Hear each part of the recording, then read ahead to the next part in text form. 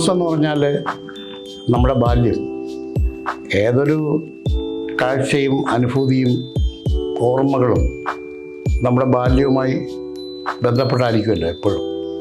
ഞങ്ങളുടെ പള്ളിയോട് അനുബന്ധിച്ചുള്ള പെരുന്നാളുകൾ, ആഘോഷങ്ങൾ, അതൊക്കെയാണ് എപ്പോഴും മനസ്സിൽ വരുന്നത്. അപ്പം ഇതിൽ ഏറ്റവും അതിൽ ക്രിസ്മസ് ഉണ്ട്, ദുഃഖവെള്ളിയുണ്ട്, പിരിസന്ധി പെരുന്നാളുണ്ട്. പോർച്ചുഗൽ അധിനിവേശ പ്രദേശമായിരുന്നു ഞങ്ങളത്. അപ്പോൾ അതിലേറ്റവും ഹൃദ്യമായിട്ടുള്ള അനുഭവം എന്ന് പറഞ്ഞാൽ ക്രിസ്തുമസുമായി ബന്ധപ്പെട്ട അതെന്ന് വെച്ചാൽ ആഹ്ലാദത്തിൻ്റെയും ആമോദത്തിൻ്റെയും ഇങ്ങനെ ഉള്ള ഈ അലകളാണ് ക്രിസ്മസിൻ്റെ ഓർമ്മകൾ പോലും. അന്നൊക്കെ എന്ന് വെച്ചാൽ നമുക്ക് വളരെ എന്താ പറയുക, ദാരിദ്ര്യത്തിൻ്റെയും ഇല്ലായ്മയുടെയും ഒക്കെ കാലമായിരുന്നു. ഇന്നത്തെ പോലെയുള്ള മേളമൊന്നും ക്രിസ്മസിനില്ല. ക്രിസ്മസിൻ്റെ ഏറ്റവും അതിൻ്റെ അവാച്യമായ അല്ലെങ്കിൽ ഏറ്റവും അനുഭൂതിദായകമായ അവസ്ഥയെന്ന് പറയുന്നത് ഇല്ലായ്മയിൽ നിന്നും പെട്ടെന്ന് ഇങ്ങനെ ഒരു ദിവസം ദിവസം ഇങ്ങനെ ഉദിച്ചേർന്ന് വരുന്നു. ആഹ്ലാദത്തിൻ്റെയും ആഹ്ലാദ ആരവങ്ങളുടെയും ഒക്കെ ഒരു നിമിഷം. അതിൽ നമുക്ക് തുടങ്ങുന്ന അനുഭവങ്ങൾ വെച്ചാൽ ക്രിസ്മസിന് ഞങ്ങളുടെ ഗ്രാമം ആ ഒരു മാസം മുമ്പ് തന്നെ ക്രിസ്മസിന് വേണ്ടി തയ്യാറെടുക്കും.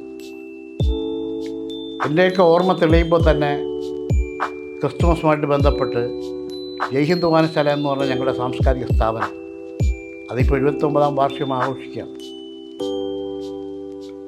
ഈ വായനശാലയുടെ ആഘോഷങ്ങൾ, വായനശാല സംഘടിപ്പിക്കുന്ന ആഘോഷങ്ങൾ, അത് പള്ളിയിൽ നമുക്ക് പാതിരാ കുർബാനയും അത് അനുബന്ധിച്ചുള്ള ചടങ്ങുകളൊക്കെ ഉള്ളൂ. പക്ഷെ ബാക്കി മുക്കാൽ ക്രിസ്മസും ഈ ജയ്ഹിന്ദ് വായനശാല സംഘടിപ്പിക്കുന്ന ക്രിസ്മസ് ആഘോഷങ്ങളുമായിട്ട് ബന്ധപ്പെട്ടാണ് കിടക്കുന്നത്. ക്രിസ്മസ് കായിക കലാ മത്സരങ്ങളായാലും ഈ ജലോത്സവം, ഞങ്ങളുടെ അറബിക്കടൽ, ഞങ്ങളുടെ ഒരു തീരദേശ ഗ്രാമമാണ് പുത്തൻതോപ്പ് എന്ന ആ തീരദേശ ഗ്രാമത്തിൽ ജലോത്സവം എന്ന് പറയുന്ന ഒരു ആഘോഷം. ജനങ്ങൾ ഒന്നാകെ, അതായത് തലേ ദിവസത്തെ പാതിരാ കുർബാനയൊക്കെ കഴിയുമ്പോൾ ജനങ്ങൾ കുറേയൊക്കെ ക്ഷീണിച്ചിട്ടുണ്ടാവും, എങ്കിലും അതിരാവിലെ എണീക്കും. എന്നിട്ടൊരു ഗ്രാമം ഒന്നാകെ ഇങ്ങനെ കടൽ തീരത്തേക്ക് ഒഴുകുക. എന്നിട്ട് ആ പുത്തൻതോപ്പ് ജംഗ്ഷൻ നേരെയുള്ള കടൽപ്പുറം, ആ കോൺവെൻറ്റിൻ്റെ ബാക്കിലുള്ള ആ കടൽ തീരം, അവിടെ ഒരു ഗ്രാമം ഒന്നിക്കുകയാണ്, ആഭാരവൃത്തം ജനങ്ങൾ. അവിടെ ഇങ്ങനെ ഈ ചാളത്തടി, കട്ടമരം, കമ്പാവല, വള്ളംവലി മത്സരങ്ങളുണ്ടാവും, നീന്തൽ മത്സരങ്ങളുണ്ടാവും. പിന്നെ അത് കഴിഞ്ഞിട്ട് ഈ കരയിൽ വടംവലി മത്സരങ്ങൾ, ആണും പെണ്ണും. അതിൻ്റെ ഫൈനല് ഉച്ചയ്ക്ക് ശേഷം നടക്കുന്ന കായിക മത്സരത്തിൻ്റെ അവസാനം, അതിൻ്റെ ഫൈനല് പുത്തൻതോപ്പ് ജയ്ഹിന്ദ് സ്റ്റേഡിയത്തിൽ അരങ്ങേറും. അങ്ങനെ വളരെ വർണ്ണാഭമായ ക്രിസ്മസിൻ്റെ ഓർമ്മകളും അനുഭവങ്ങളുമാണ് ഞങ്ങളുടെ നാടുമായിട്ട് ബന്ധപ്പെട്ട് ഉള്ളത്. ഇതിലെടുത്തു പറയേണ്ട ഒരു സംഭവം എന്ന് വെച്ചാൽ ജയ്ഹിന്ദ് നാടക മത്സരം, അമച്വർ നാടക മത്സരം, ലിയോൺ ലോപ്പസ് മെമ്മോറിയൽ നാടക മത്സരം. അത് ഈ ലിയോൺ ലോപ്പസ് എന്ന് പറയുന്ന മനുഷ്യൻ പുത്തൻതോപ്പിലെ അറിയപ്പെടുന്ന ഒരു സാംസ്കാരിക പ്രവർത്തനമായിരുന്നു. പുത്തൻതോപ്പിൻ്റെ വികസന പ്രവർത്തനങ്ങൾക്ക് വേണ്ടി ഒരു ഒറ്റയാൾ പോരാട്ടം പോലും ഇങ്ങനെ ഗവൺമെൻറ് ഓഫീസുകൾ തോറും കയറിയിറങ്ങി നടക്കുന്ന ഒരു വ്യക്തിയായിരുന്നു അദ്ദേഹം. ഇന്നത്തെ നമ്മുടെ സിനിമാ താരം അലൻഷീറിൻ്റെ അപ്പൂപ്പനാണ്, അച്ഛൻ്റെ അപ്പൻ ആണ് ലിയോൺ ലോപ്പസ്. അപ്പോൾ അദ്ദേഹത്തിൻ്റെ പേരിലാണ് ആ നാടക മത്സരം. അദ്ദേഹമാണ് പോസ്റ്റ് ഓഫീസും ആശുപത്രിയും അങ്ങനെയുള്ള കാര്യങ്ങളൊക്കെ നാട്ടിൽ കൊണ്ടുവന്നത്.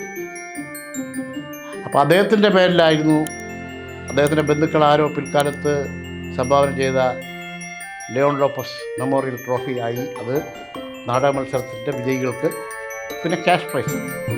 കേരളം മാസകലമുള്ള നാടക സമിതികൾ അവിടെ വന്ന് നാടകം അവതരിപ്പിക്കുമായിരുന്നു. ഇത് നമ്മുടെ പുത്തൻതോപ്പിൻ്റെ അയൽ പ്രദേശങ്ങൾ, നമ്മുടെ ഈ ഭരത് ഗോപിച്ചേട്ടൻ ചിറയൻകീഴുകാരനാണ്, അദ്ദേഹം ഉൾപ്പെടെ അവിടെ വന്ന് നാടകം കളിച്ചിട്ടുണ്ട്. ഇന്ദ്രൻസ്, പിന്നെ ഈ കുന്നുവഴി ഭാഗത്തുള്ള ഒരു കെനി എന്നൊക്കെ പറയുന്ന പുള്ളിക്കിലെ ബന്ധുക്കളൊക്കെ അവിടെ. അങ്ങനെ കേരളത്തിൻ്റെ പല ഭാഗത്ത്, കോഴിക്കോട് ഒക്കെ നിന്ന് പോലും ഇങ്ങനെ ആളുകൾ വന്ന് നാടകം അവിടെ അവതരിപ്പിക്കുന്നു. അങ്ങനെ 7 നാടകങ്ങൾ അല്ലെങ്കിൽ 8 നാടകങ്ങൾ അവിടെ ഉണ്ടാവും ഓരോ വർഷവും. ഒരു 22-ാം തീയതിയൊക്കെ ആകുമ്പോൾ നാടക മത്സരങ്ങൾ തുടങ്ങും.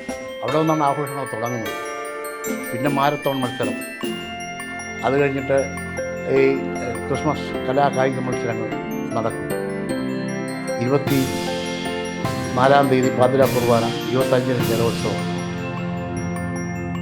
അത് കഴിഞ്ഞിട്ട് ഒരു സാംസ്കാരിക സമ്മേളനമുണ്ട്. ഇതിൻ്റെ എല്ലാം ഈ സമ്മാനദാനവും എല്ലാം ആ സാംസ്കാരിക സമ്മേളനത്തിൽ വെച്ചാണ്. അത് മിക്കവാറും വർഷാന്ത്യത്തിലായിരിക്കും, ഡിസംബർ 31 എന്നുള്ള തീയതിയിലായിരിക്കും. വളരെ പ്രശസ്തരായ KP കേശവദേവ് സാറ്, KP അപ്പൻ സാറ്, MB അപ്പൻ സാർ, അങ്ങനെയുള്ള വളരെ വളരെ പ്രമുഖർ, പെരുമ്പടവം ശ്രീധരൻ, അങ്ങനെ എടുത്തു പറയത്തക്ക കേരളത്തിൽ തലയെടുപ്പുള്ള പല എഴുത്തുകാരും ഈ ക്രിസ്മസ് കാലത്തെ സാംസ്കാരിക സമ്മേളനത്തിന് അതിഥികളായി ഞങ്ങളുടെ നാട്ടിൽ വന്നിട്ടുണ്ട്. അവരുടെയൊക്കെ ആ തലയെടുപ്പുള്ള പ്രസംഗങ്ങൾ കേട്ടാണ് ഞങ്ങൾ വളർന്നത്. ഒരു തീരദേശ ഗ്രാമത്തെ സംബന്ധിച്ചിടത്തോളം ഒരു വായനശാല 79 വർഷം ആഘോഷിക്കുന്നു എന്ന് പറയുമ്പോൾ ഞങ്ങൾക്കത് വളരെ അഭിമാനകരം തന്നെയാണ്. സാധാരണ തീരദേശ ഗ്രാമങ്ങളിലെ വായനശാലകളൊക്കെ ഏതെങ്കിലും വിശുദ്ധന്മാരുടെ പേരിലായിരിക്കും അറിയപ്പെടുന്നത്. പക്ഷേ അങ്ങനെയല്ല. 29 കൊല്ലങ്ങൾക്ക് മുമ്പ് പോലും ജയ് ഹിന്ദ് വായനശാല എന്ന നാമധേയമാണ് ഞങ്ങൾ സ്വീകരിച്ചത്, ഞങ്ങളുടെ പൂർവികർ. അപ്പോൾ അതിൽ നിന്ന് നമുക്ക് മനസ്സിലാവുന്നത് ആ ഗ്രാമത്തിൻ്റെ സാംസ്കാരിക പൈതൃകമാണ്. അത് ഞങ്ങൾ ഇന്നും വളരെ സചേതനമായി തന്നെ മുമ്പോട്ട് കൊണ്ടുപോകുന്നുണ്ട്. പണ്ട് പൈസയൊന്നും ഇല്ലായിരുന്നു, പക്ഷേ ഇപ്പോൾ നല്ലവണ്ണം പൈസയൊക്കെ ഉണ്ട്. എന്താ പറയുക, ആളുകളെല്ലാം വിദേശത്തൊക്കെ പോയി സമ്പാദിച്ചു.